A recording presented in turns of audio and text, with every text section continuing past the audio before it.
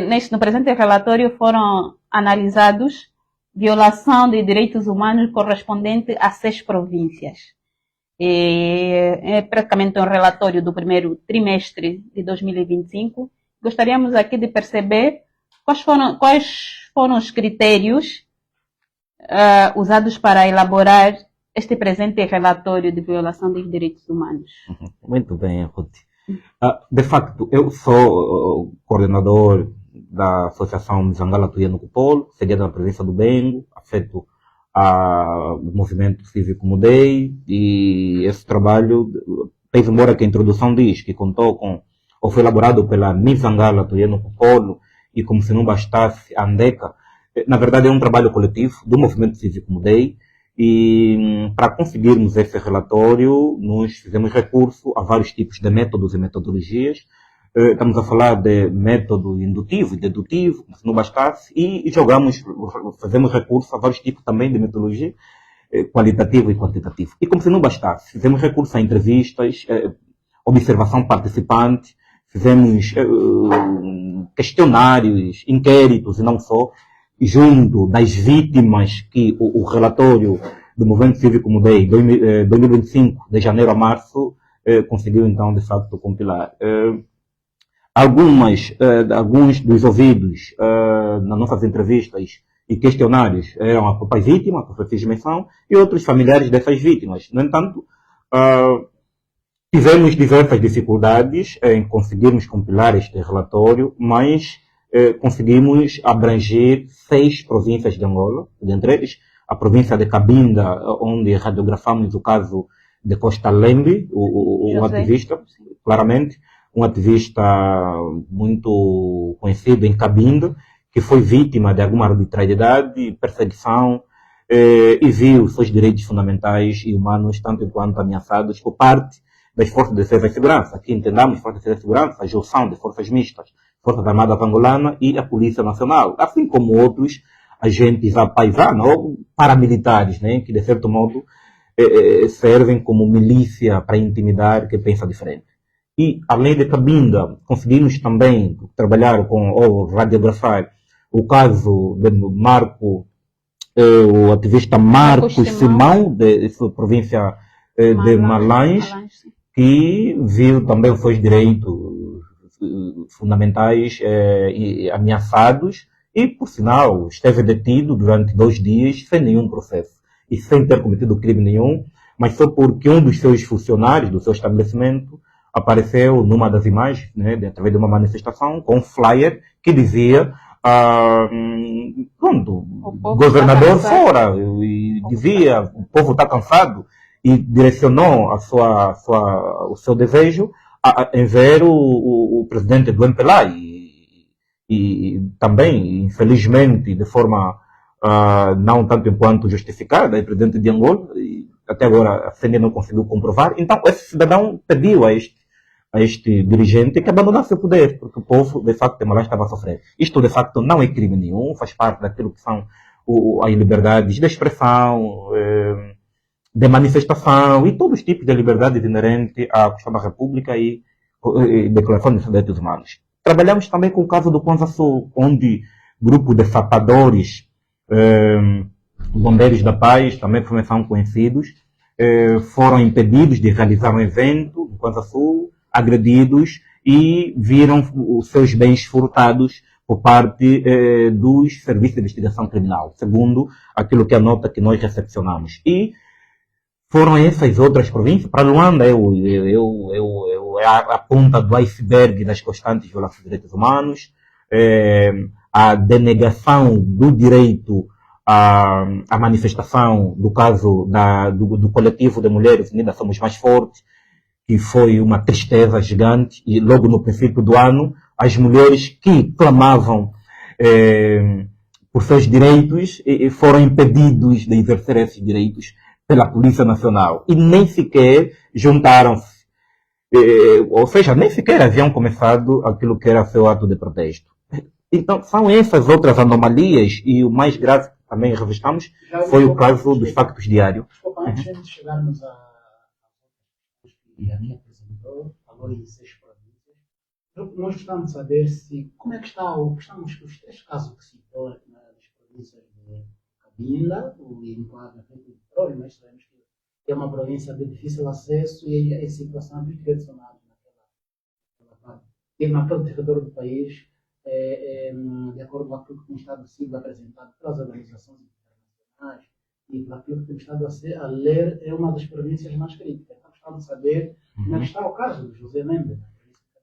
Claramente, o caso continua arquivado, pese embora que o grupo de advogados local continue a fazer seu trabalho, a pressionar aos agentes que assim procederam à ameaça e intimidação contra o ativista e contra a sua família, sejam de facto responsabilizados. Angola é esse país que deixa-nos a desejar, onde processos contra os agentes da polícia que perseguem cidadãos comuns ou fazedor de opinião ou ativista cívico é completamente arquivado. Mas processos contra ativistas cívicos correm numa velocidade da luz, né? Mas nós temos que ter esses dados pertinentes para qualquer momento conseguirmos responsabilizar esses agentes. Cabinda. As grandes entidades foram então chamadas a prestar declarações à direção dos delitos penais e constam nestas duas grandes altas patentes do Estado, daquele enclave de Petróleo, o comandante da polícia daquela província. Vamos saber e o relatório aqui diz que o caso está em andamento. Claramente, o estar em andamento de acordo com o contexto temporário. Estamos falando de um relatório que reporta os acontecimentos de janeiro a março e hoje por hoje estamos a falar de outubro, para a melhor percepção. Naquela altura estava em andamento. Hoje, que eu falo para os microfones da Comercial Despertar, eu estou a dizer que até o momento continua ali, porque não se despoletou nenhuma outra ação. No entanto, para o processo estar em andamento, nós temos que ver algumas ações, esses citados no relatório, a serem responsabilizados pelos crimes que pesam contra eles. Mas até o momento... As organizações continuam em contato com as vítimas? Claramente, não, com a vítima continuamos e de vez em quando com os advogados também. Mas como eu estou a dizer, nós de janeiro a março trabalhamos esse relatório, e relatório sou eu, sou relatório do Defensa Cívico Mudei, por essas questões de direitos humanos, mas a equipa de acompanhamento das vítimas e documentação de direitos humanos é abrangente, envolve o Lati Beirão e a Cristina Pinto, que fazem um trabalho excelente. Quando o Jaime não está constantemente a acompanhar um processo, eles fazem essa questão. Mas deixa eu dizer que temos outros relatórios ainda também por publicar, que já faz já um tempo, mas nunca deixamos atrás nenhum caso que nós reportamos, e isto não convém simplesmente ao Movimento Cívico Mudei.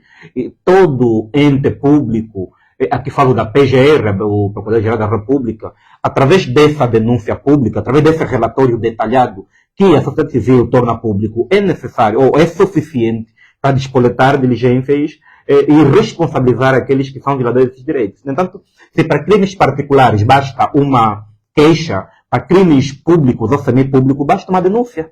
Um ouvir dizer de um índice de crime para o Ministério Público despoletar ações. Caso aferir que há crime, abre-se o competente processo. Caso aferir que não há, tanto enquanto nenhum tipo legal beliscado, arquiva-se o processo. Mas não é o caso.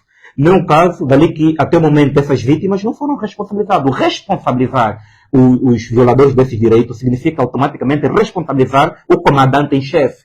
Porque nem o agente da polícia... Sim, Jaime, não contando nesse caso, responsabilizar o comandante em chefe. Então, será que aqui não se aplica aquela velha máxima, queixar o porco ao javali é perder tempo?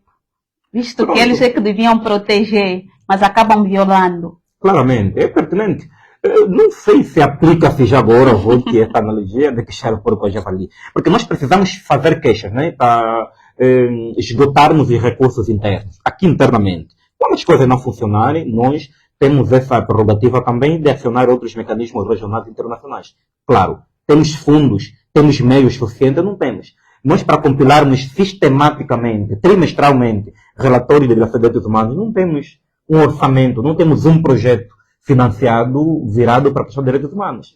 No entanto, mas nós temos feito esse trabalho porque temos uma paixão ferrenha pela proteção e defesa de direitos humanos e achamos que vamos continuar. Se aqui não der certo, todos aqueles que têm contato com este relatório, aqueles que nos acompanham aqui, E quem não tem esse relatório pode ir baixar no site oficial, perdoa a minha publicidade, mas só para vai lá, o site do Movimento Cívico Mudei, lá encontrará uma aba onde tem uma secção de relatório. Esse relatório está lá. Quem estiver fora do país pode baixar esse relatório, podem discutir esse relatório em qualquer país onde vocês se encontrarem, porque são direitos humanos que estão a ser beliscados. Exatamente, Jaime. Disse que os casos relatados no relatório continuam arquivados. E gostávamos de saber qual é a importância de se fazer um relatório do gênero no contexto.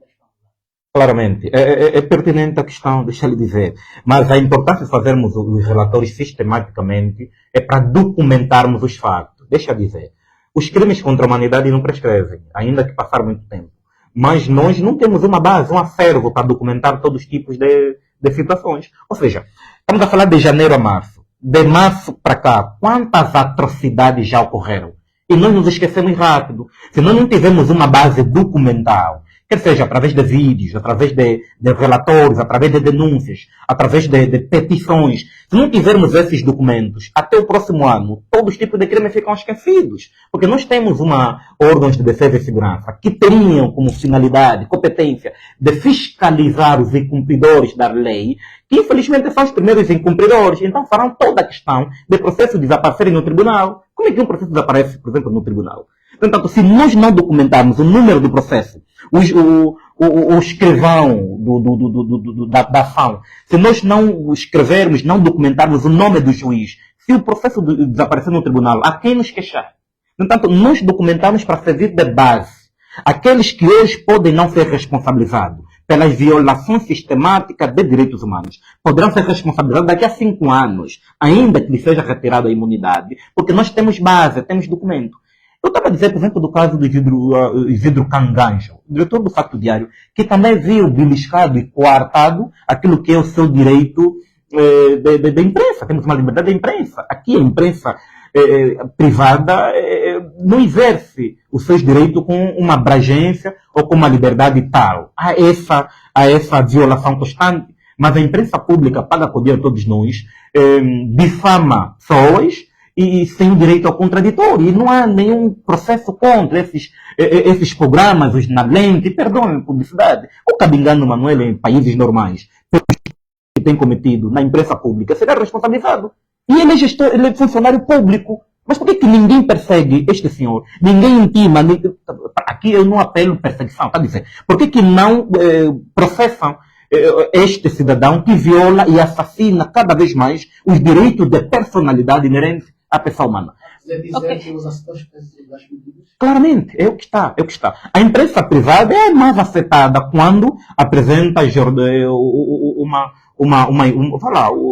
peças tanto enquanto jornalísticas, não aquela propaganda que nós vemos na imprensa pública. No entanto, é essas anomalias, essas ameaças que ocorrem. E se nós irmos, por exemplo, falamos das Nações Unidas, se nós irmos para as Nações Unidas, dissermos que Angola é um país que não respeita os direitos humanos, falamos isso com base a quê? É com base a relatórios. Esses relatórios são meus probatórios para nós intimarmos, responsabilizarmos qualquer gestor da coisa pública. Quer ele, ente administrativo ou das forças de defesa e segurança. Temos que ter essa base para justificar e provar isto. Foi lançado e até o momento não vimos nenhum tipo de justificação. Significa que esse tempo todo esses agentes consentiram isso. Porque, pelo contrário, viríamos relatórios ou esses entes citados aqui a nos desmentir. Não nos desmentiram porque nós não tiramos esses dados das redes sociais. Nós fomos ter com as vítimas. E na fase que o jornalista Isidro foi intimado a comparecer no DINIAP, eu acompanhei, fiz questão de acompanhá-lo. No entanto, nós estamos em sede de tribunais, nós acompanhamos julgamento, nós documentamos violação das vítimas e não só. Mas esse relatório, quer dizer? Sim. Esteja à vontade. Jaime, sobre o Isidro Canganjo, sim, o relatório refere que no momento do interrogatório, o investigador recebia chamadas e interrompia frequentemente o processo de interrogatório e ia atender chamada. Parecia que eram recomendações. Como jurista, esse processo é normal? Não é normal. Nós estamos falando de um país não normal. Dali que o Isidro o Xará do Isidro Cangajú. Estamos a falar de Isidro Fortunato, Estigma e o Red Neutro na música de abertura. Chamaram isso de país de loucos. Isso é só acontece em país de loucos mesmo. País com o mínimo de sanidade e higiene mental não acontece. A ofendida se encontrava numa outra província, é a comandante da polícia numa outra província, e quem estava a conduzir o processo era um outro agente da polícia, quer dizer, inferior hierárquico. Estava em crer que estava a obedecer, estava a cumprir a ordem da sua superior hierárquica. E são lei castrense, aí cumpre-se depois que se pergunta, mas é um país de direito democrático, conforme se diz, não devia se agir dessa forma. Mas nós também já fomos condenados em várias vezes no tribunal, a juíza mesmo, a atender chamadas, e depois o que se discutiu em sede do julgamento é diferente daquilo que é a moldura penal que condena. É país de loucos, pelo que eu volto a dizer, não é normal. Yeah. Esse país de loucos. Um outro caso também é relatado no relatório, que tem a ver com o impedimento da realização da marcha do coletivo Unida Somos Mais Fortes. O fato caricato é que um dia antes, o presidente João Lourenço, numa gala referente ao Março Mulher, prestigiou, não sei se diria condecorou, mas esteve aí a parabenizar as mulheres. Muitas foram distinguidas pelo que tem sido o seu trabalho na sociedade angolana como mulheres. E o outro dia, que é sábado, ou seja, as forças de ordem e segurança acabam por reprimir aquilo que seria uma marcha pacífica de mulheres que lutam pelos seus direitos como mulheres na sociedade angolana. Acredita que não há aqui boa vontade em garantir os direitos humanos de uma forma geral, né? Mas praticamente os direitos das mulheres, visto que elas reclamam não por igualdade, mas por equidade. Claramente, eu não sei, a gente é mulher, né? Não sei como é que estão os seus direitos aqui nesse país, né? E temos uma vasta audiência aqui da comunidade despertar feminina, né? São mulheres também, não sei como é que estão do ponto de vista dos seus direitos. Mas sim, a mulher clama, as mulheres em Angola e no mundo todo clamam pelos seus direitos, direito à igualdade, e o direito à igualdade é que tem um princípio subjacente, que é o princípio da equidade, né? No entanto, a igualdade é tratada de forma igual os iguais. A equidade é tratada de forma desigual os desiguais também, é nessa perspectiva. E as mulheres cada vez mais, conforme vamos revistar na repressão de um ato pacífico do coletivo feminino Unida Somos Mais Fortes, que é prova mais do que exato, de que não se respeita nada. Mas não é só por serem mulheres, é que qualquer tipo de ato cívico de cidadania no nosso país é visto como afronta, como ameaça. Nós vimos a esposa do senhor que acabaste de citar a chorar por conta de uma situação. Vimos a chorar na televisão. Mas nunca a vimos a chorar quando mulheres zungueiras são reprimidas, são agredidas. Né? Quando crianças... essas situações todas ocorrem, nós nunca vimos. Nós hoje vimos palhaçadas de órgãos de partido político que nem sequer é um órgão do Estado. A regular o tipo de música que um artista ou outro deve fazer. Então, há muitas há vários atropelos, há órgãos sem legitimidade, sem competência, a se esmiscuir em questões do Estado, e aquilo que seria seu papel não faz. Mas as mulheres precisam ser ouvidas, e não é um favor. Elas têm direito fundamental, né? Têm os mesmos direitos que os homens têm. Mas não sei se essa analogia acolhe, se alguma coisa mudou. E do momento que começaram essas condecorações, o que de bom nós vimos? Né? O que nós acabamos de revistar é que gastou-se mais bilhões de kwanza na compra de bandeiras e feitura de medalhas de ouro, que serviria para construir mais escola, para empregar mais jovens e para dar maior comodidade e dignidade ao povo. Não é que nós estamos a ver. Então, se o charme político, se a propaganda é mais importante do que a realidade que o povo angolano vive, eu, claro, nessa bandalheira eu não alinho, né? Sabemos que não é pela primeira vez que fazem um relatório do gênero. E olhando para aquilo que tem sido o trabalho entre a Andeca, o movimento de Mizangala, quais são os resultados que têm estado a obter em relação ao grupo dos relatórios que são produzidos? Pronto, um dos maiores ganhos, eu estou aqui a falar como relator, permitam-me aqui. Um dos melhores e maiores ganhos que nós temos de forma acentuada é o nível de percepção e a cultura jurídica por parte da população. Hoje os cidadãos participam mais, denunciam mais. Fruto da elaboração do Claramente, no princípio era difícil obtermos dados que nós precisávamos. A coleta de dados era mais difícil anteriormente, mas hoje por hoje, mesmo sem irmos atrás, a informação nos encontra através das nossas redes sociais, do meu Facebook, já me o Rapper Pugno, e também meu WhatsApp, aqueles que têm contato de pessoas que conhecem e também conseguem fazer chegar essas denúncias. E depois o que a gente faz? A gente checa os dados e aferimos se há algum nexo ou não há. Onde não haver nexo, nós explicamos de forma pedagógica ao denunciante de que não temos dados suficientes para inserirmos essa informação no relatório, porque o relatório tem que estar tanto enquanto irrefutável possível. Não abrimos margem para os senhores do alheio usarem e ridicularizar ou banalizar o nosso relatório. Né? Então, os dados são esses, que o cidadão hoje denuncia. Nós temos o caso do Bengo, de professores universitários que foram aprovados num concurso público e começaram a trabalhar e já foram inseridos, já têm sala de aula, depois de 2 meses, e foram retirados. Vamos falar desse caso. Claramente. E quem contava no bem governo, quem contava no bem governo os professores universitários a denunciarem aquilo que são anomalias da atrocidade. No entanto, são esses elementos que nós olhamos como ganhos desse nosso percurso. E a cultura jurídica, a consciência cívica tem sido tanto enquanto pertinente. Não sei se querem já me tirar a palavra, vamos para um outro bloco. Só queremos convidar também os nossos ouvintes a juntarem-se a nossa conversa. Muito bem. É pertinente, ok. Então, Ruth? Sim, pode chamar os ouvintes. Estimados ouvintes, estamos aqui então a convidar-vos a se juntarem-se a esta conversa.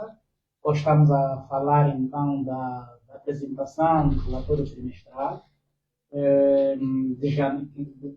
sobre a situação dos direitos humanos que ocorreram entre os meses de janeiro a março do ano em curso.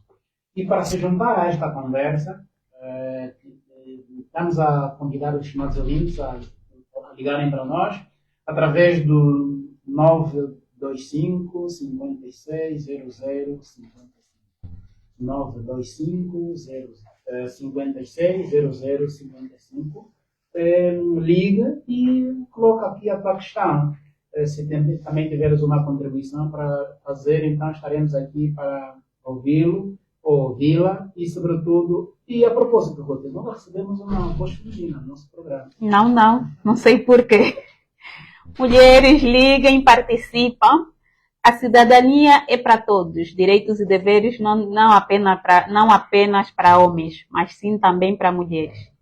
E a seguir vamos colocar essa pergunta ao Jaime também, se no relatório também receberam dados de muitas mulheres, tirando a organização Unidação dos Fortes, receberam também dados de outras mulheres. Já temos então um ouvinte em linha, chamado ouvinte, boa tarde. Sim, boa tarde. Com quem temos o prazer de falar? Moisés Domingos, meu nome. Senhor Moisés Domingos, seja bem-vindo ao programa. Obrigado. Ok, falas de onde? Estou a falar a partir do município de Chacoaco, província de Solar. Ok. Senhor Domingos, estamos a analisar o relatório apresentado pelas duas organizações, o Isangala e o Movimento Cívico. Está acompanhando o nosso programa desde o início. Gostamos de saber qual é se o senhor Domingo tem uma contribuição a fazer. Ou uma pergunta a colocar ao nosso convidado. Sim. Na verdade, eu não acabei de ligar a rádio há pouco tempo, mas eu estou por dentro da situação que está se tratar também no programa. Exatamente. Então, tenha bondade. Analisar a questão dos direitos humanos aqui em Angola. Os direitos humanos, porque, do ponto de vista formal, direitos humanos em Angola não existe. Existe, talvez, para os outros, né, que efetivamente a militar portanto o MPDA. Mas para o povo, no seu todo, direitos humanos em Angola não existe. há tantas violações ao Italia, tanto pelo próprio governo. Se formos a olhar direitos humanos em Angola, o que eu vejo aqui no distrito de Cacoapo, onde todos os dias a fiscalização, ou os agentes da fiscalização do município de Cacoapo, sempre pelos antigos administradores, assim como o atual, os comandantes principais da política e até o popular, a vida é atrás daqueles que já passam mal. Eles estão a gerir recursos desse país, um país tão rico, não conseguem dar o mínimo na população, e a população, numa situação em que o país está a passar com a crise econômica e financeira, uma senhora coitada com 2.000 kwanza corre num armazém, vai fazer só uma caixa de bolachinha, mata uma senhora e fica aqui, vai andar, fiscalização vai por cima dessa pessoa, procuram, levam o seu letrão, e a piscina ela também vai para a cadeia. Que direito gostaríamos de falar? É o mesmo que se passa. Direitos humanos, por exemplo, ter olhado, estão que eu tenho estado a constatar várias vezes nos mercados. As senhoras que vão andando por ali, é uma banheira está de oferta, que já está gritando às calmas, o ainda a gente em serviço, o ainda me tira a mão do você fica a pensar, mas que país é este? Que país é este? Vamos olhar para os direitos humanos, vamos para a forma como somos tratados nos hospitais, a forma como somos tratados nessa hora em que temos a maior parte da educação fora do sistema escolar. Muito obrigado, Sr. Domingo, pela sua contribuição. Vamos também dar espaço aos outros. Muito obrigado. Até nem dá para falar. Obrigado, Sr. Domingo. Obrigado.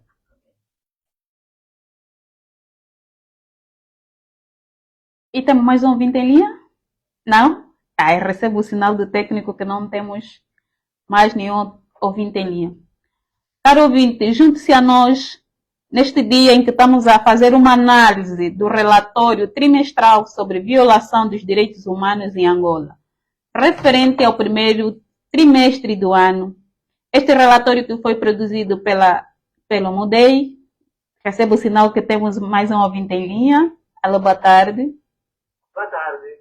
Sim, com quem tenho o prazer de falar? Você vai falar com o senhor Milagre Augusto Capanda? Milagre Capanda. Fala de onde? Fala-nos de onde? Fala da pessoa do pessoal de Molecos de Cima. Molecos de Cima.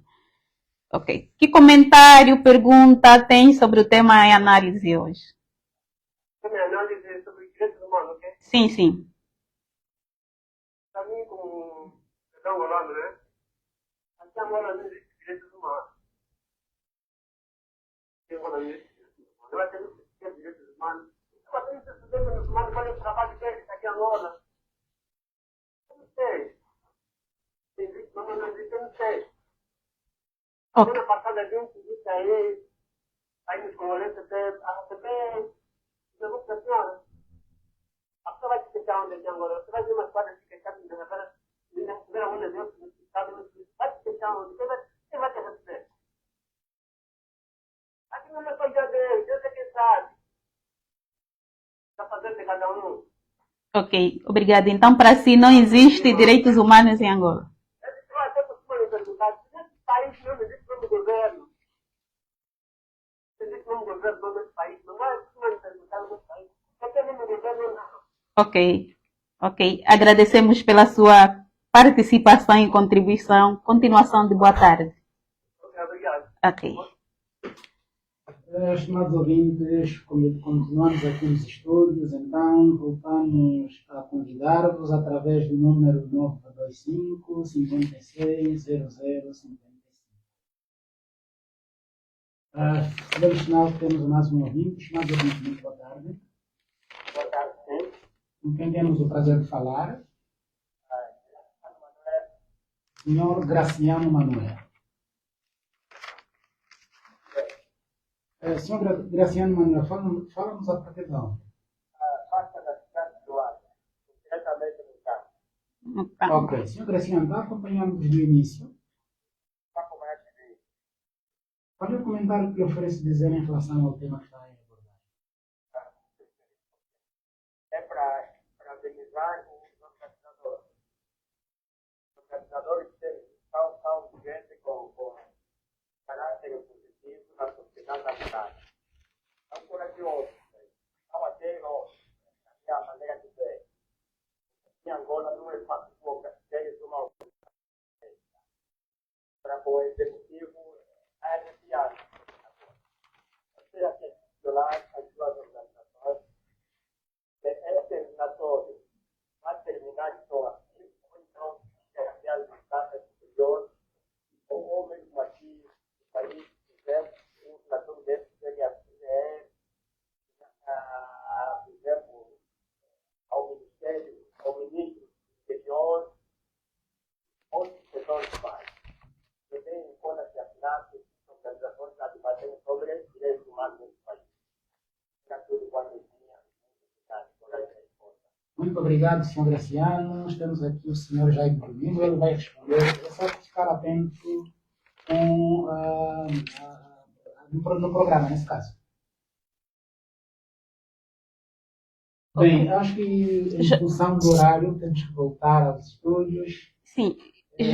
Jaime Domingos, as inquietações aqui apresentadas por dois dos nossos ouvintes referem muito àquilo que é a violência daqueles que deviam proteger. Poderíamos aqui talvez classificar como violência institucional. Será que em Angola a violência já está institucionalizada por aqueles que deviam proteger?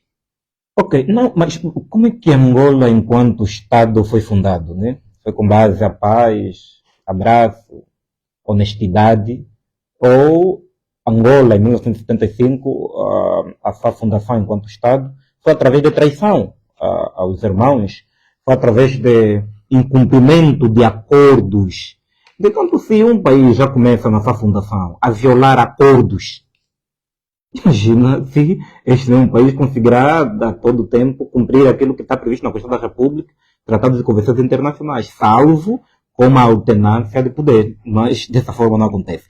Mas eu fiquei tanto enquanto feliz pela participação dos três ouvintes. O companheiro disse que em Angola, do ponto de vista formal, direitos humanos existem. Não existem, né? Eu diria que não, é o contrário. Direitos humanos, direitos fundamentais existem do ponto de vista formal.